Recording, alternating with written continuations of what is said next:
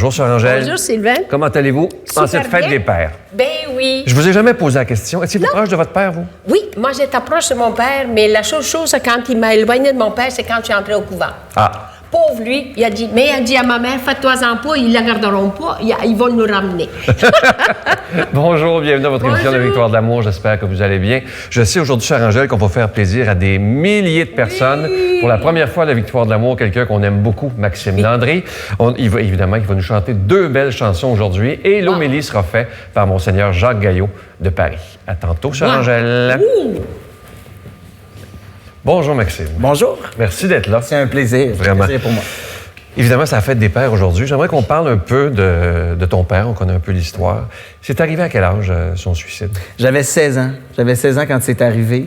C'est arrivé au moment où j'en avais le plus besoin, je dirais.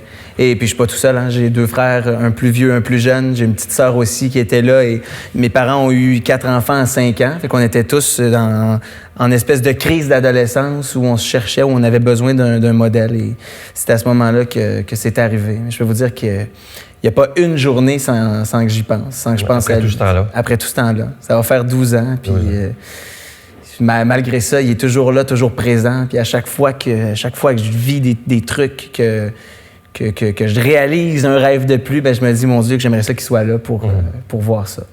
Comment on réagit comme adolescent? Bon, c'est la période difficile de la vie, là, quand son père part comme ça.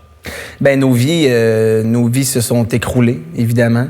Il n'y a personne qui vit les choses de la même manière. Nous, comment ça s'est passé dans ma famille? Ma mère a été... Une chance qu'elle ait été là pour nous, premièrement, mais on s'est un peu éloignés. Moi, je suis déménagé quelques temps après à Montréal et puis c'était très tabou dans la famille chez nous, le suicide. J'ai décidé d'écrire un livre et de raconter un peu cette histoire-là pour qu'on arrête ce tabou-là parce qu'il faut en parler, parce que ça n'a aucun bon sens. Et en 12 ans, on s'en était jamais parlé. On a continué à se voir par principe. En 12 ans, vous en aviez jamais parlé? On n'a jamais parlé du suicide de mon père. Jamais. Et on se voyait, tu sais, dans le temps des fêtes à Noël parce qu'il fallait le faire, parce que, on remarquait que personne n'osait s'asseoir dans le fauteuil de mon père. Il n'y a personne qui en disait mot. Après tant d'années, ça a été comme ça. Puis c'est pour ça que j'ai décidé de faire taire ce tabou-là sur le suicide, parce que, malheureusement, on n'est pas les premiers, on n'est pas les derniers à avoir vécu ça non plus. Et c'est souvent comme ça dans les familles, avec ceux qui vivent des choses comme ça. On dirait qu'on tait ça par, je sais pas pourquoi. Moi, je viens d'un petit village de Saint-Gédéon-de-Beauce où tout le monde se connaît, où tout le monde connaissait mon père parce que c'était un homme extrêmement généreux, que tout le monde aimait. Et mon père travaillait au public, c'était le facteur du village. J'ai fait son métier par la suite. J'ai un peu sauté dans ses bottes quand mon père est parti. Donc, je savais c'était quoi, tu sais, tout le monde... C'était un modèle pour toi. C'était un modèle pour moi, puis ça le restera toujours. Oui. Et c'est arrivé comment? Bon, vu que tu dis que tu n'avais pas parlé pendant 12 ans, c'était quoi l'élément déclencheur où vous en avez reparlé à un moment donné? Parce que là, le livre est écrit. Oui, bien, ça a été la première fois où j'ai présenté ce que j'étais en train d'écrire à ma mère. Tu sais, parce que Journal d'un disparu, mon livre, c'est parti d'une chanson, tout ça. Mais en fait, c'était un hommage que je voulais rendre à mon père. C'était pas dans le but de faire un livre. Mon père disait toujours, pourquoi on attend tout le temps qu'il y ait quelque chose comme ça qui arrive pour tu sais, un décès dans la famille ou pourquoi on attend tout le temps Noël avant de se voir. Puis c'est vrai qu'on se le dit toujours, tu sais. Je leur dis, je le répète encore, puis j'essaie de mettre en œuvre justement à chaque jour, tu sais, de me dire, OK, aujourd'hui, j'ai une journée de congé, je vais sauter dans ma voiture, je vais aller en Beauce, je vais retrouver ma famille, je vais aller les voir, je vais les appeler, on prend pas assez le temps, malheureusement, puis je le dis, puis moi-même, je le fais pas assez, tu sais. Mais, c'est ça, j'essaie de travailler là-dessus de plus en plus. Est-ce que tu pardonnais à ton père, ce geste-là? Ou est-ce que ça a été long? Est-ce que j'en ai voulu? J'étais profondément fâché contre lui à un moment donné parce que, mais en fait, j'aurais juste voulu qu'il soit là. Tu sais. C'était une espèce de déception d'enfant qui reçoit son diplôme, qui voit que ses parents sont pas là pour le premier match de hockey, qui voit que, tu sais, c'était ça que je vivais quand je suis entré à Star Academy, quand j'ai réalisé mon rêve, mon premier lancement d'album. C'est juste une déception de ne pas apercevoir ton père au fond de la salle, de ne pas apercevoir ton père dans les estrades à ton premier match. C'était ça, c'est ça que je vivais. Est-ce que je peux lui en vouloir? Je pense pas, parce qu'il devait souffrir énormément. Premièrement, je voudrais pas être dans sa tête une seconde au moment où ça s'est passé. Tu sais, mon père avait 4 enfants, une femme. C'est une grande souffrance, hein? C'est une grande souffrance. Fait que je peux pas dire que je peux pas dire que je lui en veux. Parle-moi de ton grand-père pour l'importance de la foi pour lui. Ben ça a été mon grand-père, c'est drôle parce que c'était mon meilleur ami. Je revenais de l'école puis il restait dans la rue l'autre côté de chez moi. Il y a la cour d'école qui séparait nos 2 maisons. Donc je revenais vers chez moi, je dompais mon sac à dos puis je partais à travers la résidence pour personnes âgées qui était juste en face et j'arrivais chez mon grand-père puis on jouait aux cartes ensemble. C'est lui qui puis à chaque fois il y avait sa cassette avec son chapelet. Il disait un rosaire à chaque jour avec sa cassette. Et puis on jouait au crib. Il m'apprenait un paquet de choses. Il m'a appris l'anglais, mes premiers mots d'anglais. Il me racontait ses voyages. Il m'a vraiment fait... Ça a été mon meilleur ami. T'sais. Puis malheureusement, mon grand-père est décédé le 1er janvier de l'année passée. Ça a été évidemment un autre deuil que j'ai dû traverser parce que c'était comme un père pour moi, mon grand-père. Puis quand j'ai commencé à chanter, les premières notes que j'ai faites devant public, c'est avec mon grand-père qui m'amenait à l'église à chaque semaine. Puis à un moment donné, à force d'écouter la chorale, je montais dans le jubé en haut, puis j'ai commencé par faire une chanson. Puis ça finit que c'est moi qui faisais les solos. Puis c'est là que j'ai commencé à chanter. Puis des funérailles, des mariages. C'est comme ça que j'ai fait mes premières notes. C'est mon grand-père. Puis c'est lui qui m'a acheté mes premiers instruments de musique aussi, quand j'ai commencé à faire de la musique dans les bars à 12 ans. Je viens d'un petit village de la Beauce où tout le monde se connaît. Mon père était là, était assis au comptoir, connaissait les propriétaires, puis ma mère aussi venait me voir jouer, évidemment. Puis c'est mon grand-père qui avait financé l'achat de mes premiers instruments de musique. Ça fait que je dois énormément. Je dois le fait que j'ai appris à aimer ce métier-là et que c'est lui qui m'a donné le goût de le faire aussi. Je disais, tu as 28 ans. Si j'ai bien lu. 27. 27, ouais. Je t'ai vieilli en plus. Bientôt 28. Et je lisais, si j'ai bien lu dans la recherche, que pour toi, c'est important d'avoir la foi. Oui. C'est rare qu'on entend ça d'un jeune de ton âge. D'avoir la foi puis de croire en quelque chose. De croire en quelque chose, ça me fait du bien. Tu sais, j'ai un paquet de signes autour de moi depuis que mon père est parti. Entre autres, avec le nœud papillon, pour moi, c'est quelque chose de très symbolique. Pour faire une histoire courte, je la raconte dans le livre, mais mes parents, quand ils sortaient, préparaient leurs vêtements. Ma mère préparait sa robe avec les boucles d'oreilles, les souliers au pied du lit, plaçait l'habit de mon père. Donc, quand on revenait de l'école, qu'on montait dans leur chambre, qu'on voyait les vêtements là, on savait que le soir, on allait se faire garder. Puis, quand je suis entré à l'académie, évidemment, mon père, ça faisait quelques années qu'il était parti. Ma mère, comme par habitude, place ses vêtements, va faire sa journée de travail. Et là, elle est en Beauce, elle vient me voir à Montréal pour les galas du dimanche. Et en ramassant ses vêtements, tout ça, pour se préparer pour partir, elle trouve le nœud papillon de mon père au pied du lit. Et ce nœud papillon-là était dans son tiroir, dans une boîte depuis les 5 dernières années. Personne n'avait touché à ça, puis c'était interdit de toucher à ça. Donc moi, j'ai vu ça comme un signe de mon père qui était là et qui se préparait pour venir voir le gala lui aussi avec ma mère. J'en parle, j'ai des frissons encore. Et juste avant que je sorte le livre, j'ai publié ça sur ma page Facebook parce que j'ai vécu quelque chose d'assez incroyable. En sortant de mes propres vêtements pour un événement la veille de la sortie de mon livre, j'ai trouvé un nœud papillon dans le bas de mon garde-robe, qui n'est pas le nœud papillon de mon père parce que je le faisais toujours coudre sur mes vestons, puis je voulais pas l'abîmer, là, je l'ai rangé dans une table. C'était un de mes nœuds papillons, mais qui n'avait pas d'affaire là, qui n'avait jamais été dans mon garde-robe. Et j'ai vu ça comme un signe. Je me suis dit, il est là, puis il me donne une tape dans le dos, puis il me dit, continue, lâche pas. Fait que, tu sais, ces croyances-là, je trouve ça important. Ça me fait vivre. C'est ça. Savoir qu'il veille sur toi aussi. C'est ça, exactement, de savoir qu'il est là, parce que je me suis posé. Et qu'au moins, il voit ton succès aussi. Je suis convaincu. Je suis convaincu qu'il est là et qu'il y est pour quelque chose aussi. Si j'ai un jour voulu écrire ce livre-là et qu'il y a plein de choses là-dedans, quand ma famille ont pris connaissance du livre, j'ai reçu un paquet de messages disant ça, c'est impossible que tu saches ça, qu'il est arrivé telle affaire, puis ton père me disait toujours ça, mais je te l'ai jamais raconté. Il y a plein de choses qui me disent qui sont impossibles là-dedans. Moi, je crois qu'il était là, puis qui m'inspirait, puis ça me fait du bien d'y croire. C'est assez spécial, parce qu'en faisant le livre, tu t'as réalisé que ta mère aussi a pensé s'enlever la vie. Oui. Ça a dû être un choc quand même. Ça a été...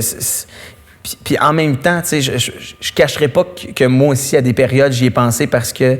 Mais j'aime la vie profondément, puis Mais quand ça nous arrive et que là, tout d'un coup, le ciel nous tombe sur la tête, on se demande si c'est pas ça la solution, si ça va pas régler quelque chose quand on sait très bien que c'est pas une solution puis que ça règle aucun problème.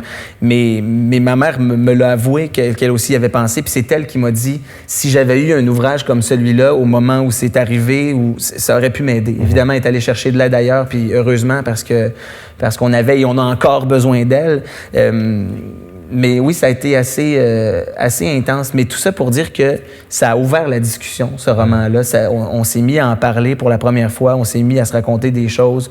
Mon petit frère aussi, qu'on s'est rendu compte qu'il avait eu énormément de misère, puis ça nous a fait comprendre un paquet de choses qui se sont passées après, puis un paquet de décisions qu'on a prises chacun de notre côté, qu'on comprenait pas sur le coup, mais que maintenant on se dit, OK, ben ça nous a vraiment viré à l'envers, puis ça détruit, tu sais, puis dans le livre, c'est un peu ça que je voulais aussi. Le personnage principal se rend compte qu'il n'a pas joué avec sa propre vie, mais qu'il a réécrit l'histoire de tout le monde autour. Il n'y a plus rien qui est pareil. Puis c'est vraiment ça qui est arrivé. Moi, j'ai lâché l'école. Mon père est décédé le 28 août.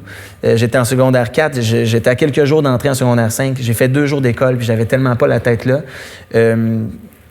J'ai lâché. J'ai décroché, puis mais à ce moment-là, c'était pas pour dire je m'en viens faire Star Academy ou quoi que ce soit. Non, j'étais complètement dans le néant. J'avais juste plus le goût plus le goût à ça. J'avais plus la tête à l'école. Donc, tu sais, ça aurait pu complètement changer le fil de mon histoire. Ouais. Aujourd'hui, je me rends compte, bon, il y a des décisions que j'ai prises à ce moment-là. J'ai compris plus tard pourquoi c'était arrivé. Il fallait que ça arrive parce que, bon, moi, j'ai toujours dit que c'est le bon Dieu qui a voulu que je fasse Star Academy, là, qui a voulu que je déménage à Montréal, que je réalise mon rêve, parce que moi aussi, j'étais dans une période où je me cherchais, puis ma vie avait aucun sens. T'sais. Mais là, elle en a un, en tout cas. Et là, elle en a un. Aujourd'hui, elle en a un, mais quand c'est arrivé, quand j'avais 16 ans, je suis pas prêt à dire que ça allait bien. Pas du tout, au contraire. Écoute, je vais inviter les gens à lire ton livre. Vous allez voir, ça se lit comme un roman. Vous allez avoir beaucoup d'émotions, mais c'est pas noir, comme tu dis. D'ailleurs, la belle couleur verte, ça dit tout. Alors, Journal d'un disparu de Maxime Landry aux éditions Libre Expression et évidemment, son album 3e rue Sud. Maxime, merci d'être écouté. Et je veux t'inviter à aller chanter cette chanson qu'on aime tous, Cache-Cache. Je t'invite. Avec plaisir. Merci, Maxime.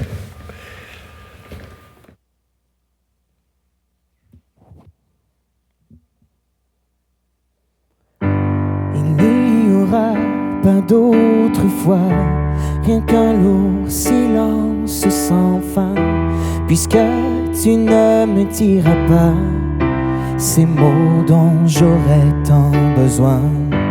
Tu as choisi de sauter si haut que t'es jamais redescendu. Les soirs de pluie, je te cherche dans l'eau. Tu t'es caché, je t'ai perdu. Quand on joue avec ces marmots, on se cache pas pour toute la vie. On sort, on leur fait faire le saut. Moi je t'ai pas vu quand t'es sorti. Maintenant je suis grand de tout mon corps, mais je me sens petit et démuni. Je suis réveillé quand le monde dort. Je regarde encore en dessous de mon lit. C'était ma cachette préférée, là où je t'attendais tapis. Sans respirer, je guettais tes pieds, mais j'avais peur que tu m'oublies. Alors je bougeais pour que tu me voies. Tu disais, ça y est, te voilà. Puis je sortais tout plein de poussière. Tu m'étreignais, puis j'étais fier. Il n'y aura pas d'autre fois, rien que de vide lendemain, puisque tu ne reviendras pas. Je suis pas idiot, je le sais bien. Je te chercherai toujours un peu, comme tant de gens cherchent pour rien, comme tant de croyants cherchent Dieu, comme dans le bon temps, comme les gamins. Je voudrais que tu bouges pour que je te voie, puis que tu sortes couvert de cendres, et je dirais, ça y est, te voilà. Je tendrai les bras, j'irai te prendre et je te promets que tu serais fier. Alors je t'en prie, fais-moi du prix. Si tu bouges pas de ton repère, n'as-tu pas peur que je t'oublie? Il n'y aura pas d'autre fois. J'ai beau prier, ça sert à rien. Personne ne te trouvera. Tu t'es caché beaucoup trop bien.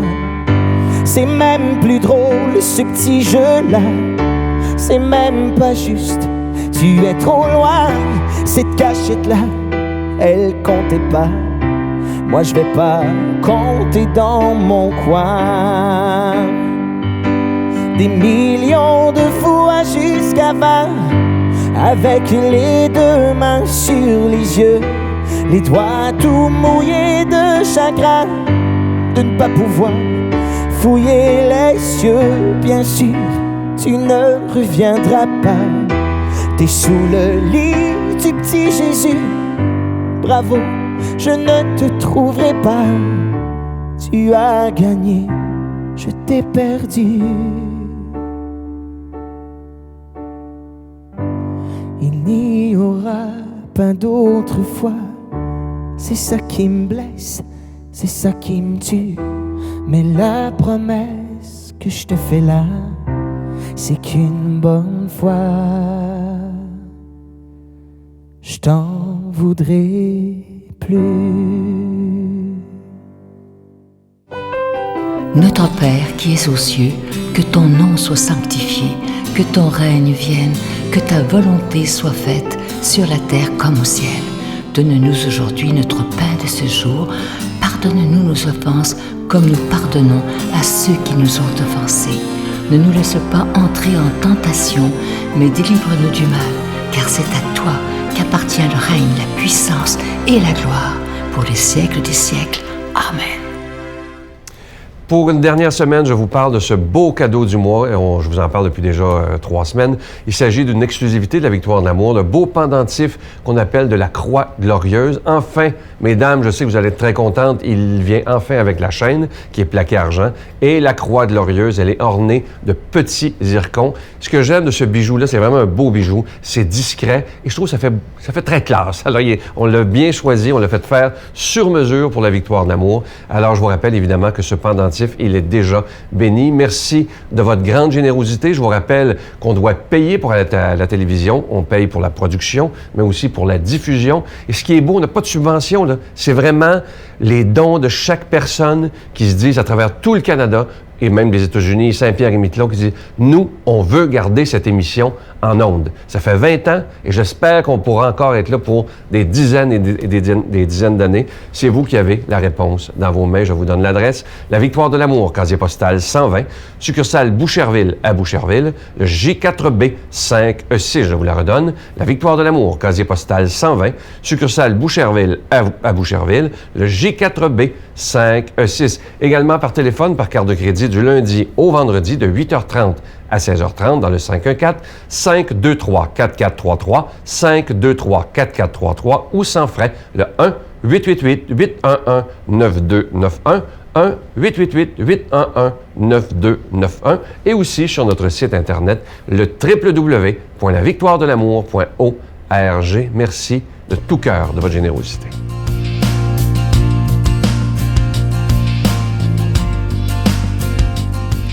Alors, bon dimanche encore aujourd'hui et bonne fête à tous les papas. Je vais vous dire quelque chose que moi aussi, mon papa est parti subitement.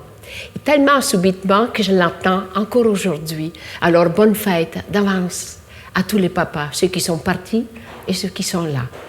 Aujourd'hui, c'est le 2e dimanche ordinaire. Aujourd'hui, avec le récit de la tempête apaisée, nous amène à regarder sur un autre angle notre propre réalité. Beaucoup de tempêtes font rage dans nos sociétés. Chambardements de toutes sortes et sur le plan familial, religieux, social, moral. Les valeurs humaines sont souvent à la solde, valeurs matérielles. Malgré tout, ce qui nous apparaît négatifs, difficiles, malgré nos peurs, nos craintes, aurons-nous faire confiance et croire que le Seigneur, contre toute apparence, ne dort pas, il veille. Mon Dieu, donnez-moi la sérénité d'accepter les choses que je ne peux changer, le courage de changer les choses que je peux et la sagesse d'en connaître la différence. Amen.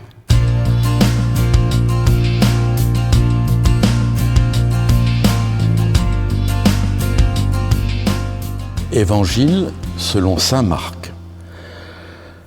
Toute la journée, Jésus avait parlé à la foule en parabole. Le soir venu, il dit à ses disciples, « Passons sur l'autre rive. » Quittant la foule, ils emmenèrent Jésus dans la barque, comme il était, et d'autres barques le suivaient. Survient une violente tempête.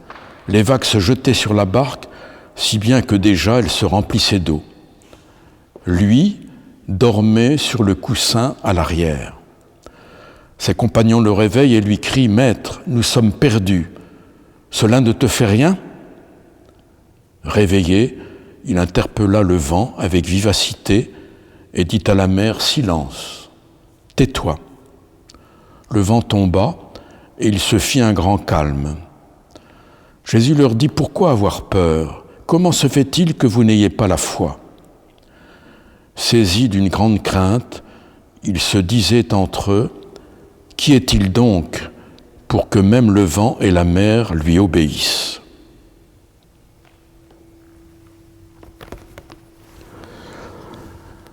Mes amis, en ce 21 juin, je crois qu'au Québec, c'est la fête des pères. Alors je me permets de souhaiter une bonne fête à tous les papas, en pensant qu'ils connaîtront une belle joie de famille aujourd'hui. Et nous avons le récit de la tempête apaisée. Et vous avez remarqué que la première parole dans cet évangile, toute la journée, Jésus parla en parabole. Ce pauvre Jésus doit être épuisé. Et quand il dit maintenant, partons sur l'autre rive, dans la barque, il va au fond de la barque pour y dormir sur un coussin. Toute la journée, il a parlé en parabole. Il n'en peut plus. Vous voyez, il se donne à la foule. Et là, il dort d'un profond sommeil. Et comme souvent, sur le lac de Tibériade, il y a des tempêtes qui se lèvent. Et le vent qui descend de la montagne. Bon. Et donc, on réveille Jésus, on lui reproche de dormir. Et Jésus calme les flots. Ce récit enchante les enfants qui n'en reviennent pas que Jésus produit le calme au vent et à la tempête. Mais ce récit n'opère pas de magie sur les adultes que nous sommes, façonnés par la culture moderne. Et je dirais que nous sommes plutôt surpris de voir le silence de Dieu, l'impuissance de Dieu dans les tempêtes que nous connaissons.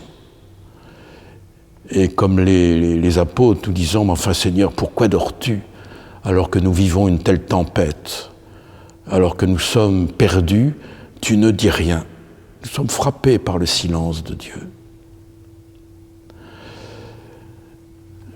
Je pense, voyez, que on veut nous dire dans cet évangile que nous avons à imiter Jésus dans la barque. Jésus qui est en paix au plus profond de lui-même, il est entre les bras du Père, il ne craint pas la tempête, il est là, en paix, entre les bras du Père. Et c'est peut-être à cette confiance que Jésus nous appelle. Pourquoi avez-vous peur, gens de peu de foi ? La peur, c'est le contraire de la foi. La foi, c'est la confiance en Dieu. Quoi qu'il arrive, Jésus est présent dans la barque de nos vies. Voyez, il est présent au cœur de nos tempêtes. On n'a pas besoin de dire « Seigneur, pourquoi dors-tu » Ayons cette paix profonde que Jésus avait en toute situation. Et c'est ça que nous sommes appelés à avoir. La paix profonde peut coïncider avec des turbulences que nous connaissons. Voyez, rien ne pourra nous séparer de l'amour du Christ. Rien. aucune tempête au monde. Alors ayons cette foi, cette confiance en Dieu, car nous sommes dans la barque et Jésus est avec nous. Voyez, soyons conscients que dans nos vies, Jésus est là et que nous n'avons pas à avoir peur. Ayons suffisamment de foi en Dieu aujourd'hui, en cette fête des pères, comme les enfants font confiance à leur papa quand ils vous donnent la main. Ils ne craignent rien. Ils sont avec vous, ils sont en paix. Nous devons avoir cette confiance d'un enfant envers le Père du ciel qui nous aime. Oui, je voudrais bénir toutes les familles aujourd'hui qui m'écoutent et qui me regardent, que vous soyez dans cette paix familiale, hein, ce don précieux de la paix que Jésus veut que nous vivions. Je vous bénis de tout mon cœur, au nom du Père et du Fils et du Saint-Esprit. Amen. Je vous salue Marie, pleine de grâce. Le Seigneur est avec vous. Vous êtes bénie entre toutes les femmes, et Jésus, le fruit de vos entrailles, est béni. Sainte Marie, Mère de Dieu, priez pour nous pauvres pécheurs, maintenant et à l'heure de notre mort. Amen. La Victoire de l'amour vous invite à sa retraite spirituelle dans le centre du Québec, les 9, 10 et 11 octobre 2015. Sous le thème Dieu et miséricorde, il espère et pardonne, venez vivre des moments de ressourcement inoubliables, en compagnie de l'abbé Robert Jolicoeur, Sœur Angèle, Sylvain Charon, Miguel Padilla et un spectacle de l'unique Robert Lebel à l'hôtel et suite Le Dauphin à Drummondville. Réservez rapidement à notre bureau au 514-523-4433 ou sans frais au 1-888-811-92-91. Venez vivre une fin de semaine exceptionnelle, remplie d'amour, de paix et de joie. Ça a été rafraîchissant d'entendre Maxime, hein? Mais Vraiment. Mais vraiment plus que rafraîchissant. Ah ben vous l'aimez tellement, Sœur Angèle. Ben non, mais c'est vrai, c'est d'un petit cœur sur deux pattes. Ça, c'est vrai, c'est Il nous vrai. chante l'amour. Ma mère l'aime tellement, Ah, monsieur. ah, Et moi aussi, d'ailleurs, je le trouve Je vraiment suis bon. sûre. Je veux, avant d'aller plus loin, je veux prendre le temps de vous souhaiter une belle fête des pères, et Oui. en particulier à mon papa, que j'aime tant. Alors, évidemment, qu'on va se voir ou se parler tantôt. Bonne fête des pères à tout le monde. Et on écoute une belle chanson composée par Maxime, qui a faite pour son filleul, Petit Être.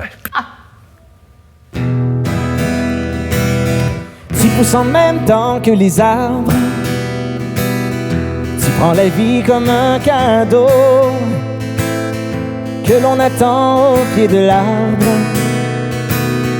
planqué sur le bord d'un ruisseau. Tu pousses en même temps que les fleurs, et tu as cette force immense. Tu souris pendant qu'elle se meurt, sans aucun signe de résistance.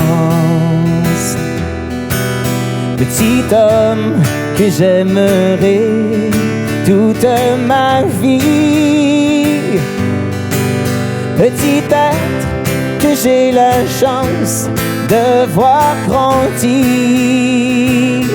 Ah la la la la la la la, ah la la la la la la la. La la la la la la la, la la la la la la la. Tu as l'étoffe d'un grand roi, tu veilles sur mon château de sable, bravant la mer à petits pas, et ton royaume est intouchable. Tu as mon monde entre tes mains, tu me détiens prisonnier du haut de ton cheval de bois. À quoi me sert de résister? Petit homme que j'aimerai toute ma vie, petit être que j'ai la chance de voir grandir.